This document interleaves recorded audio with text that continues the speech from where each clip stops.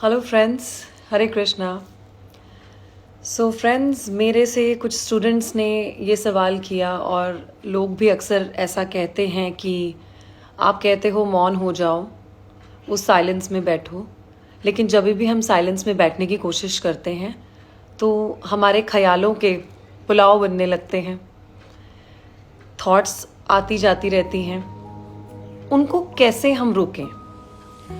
तो जैसे मैंने पहले बताया था कि जैसे बादल आते जाते हैं, थॉट्स को आने देना है। थॉट्स को थॉटलेसनेस में लाने के लिए सबसे पहले हमें एक बात सीखनी होगी, नियंत्रण ऑफ माइंड। अपने दिमाग को खाली रखना सीखें। दोस्तों, हमें बचपन से पता है क्या सिखाया जाता है? चलो बेटा, पहले आप स्कूल जाओ, स्कूल से आए अब खाना खाओ।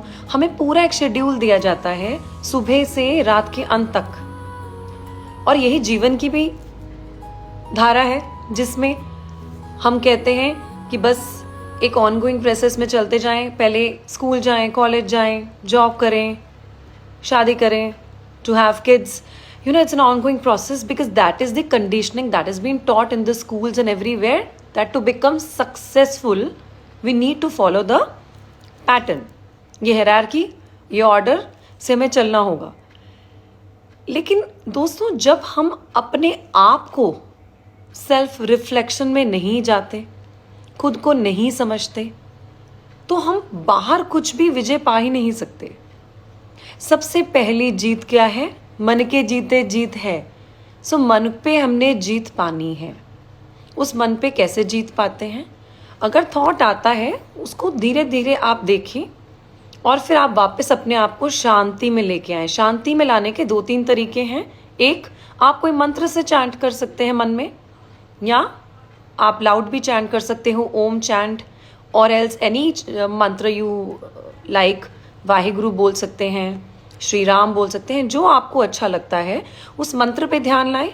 या फिर आप अपनी सांसों के आधार, जो हमारी जीवन का आधार है, उसको फॉलो करके थॉटलेसनेस में जाएं। इस चीज को प्रैक्टिस करने से डेफिनेटली आप कुछ दिन के बाद देखेंगे आपके थॉट्स कम हो जाएंगे, आप एकांत में शांति में बैठना सीखेंगे। और यही हमें नहीं सिखाया गया कि हम फ्री भी बैठ सकते हैं, फ्री फ्रॉम डूइंग एनीथिंग।